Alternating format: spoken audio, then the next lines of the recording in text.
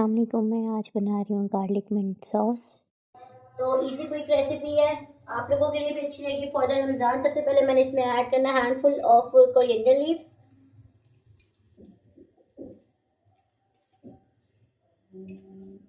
Handful of mint,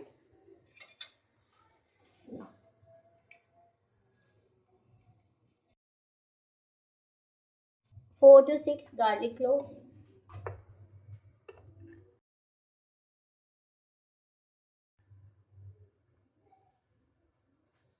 4 to 6 green chilies, 1 lemon squeeze,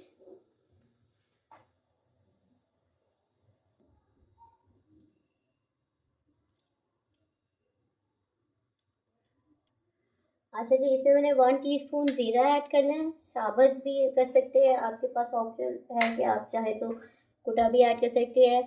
और half tea spoon 1 teaspoon sorry, इसमें मैंने salt add करना है। इसको अच्छे से करेंगे ब्लेंड।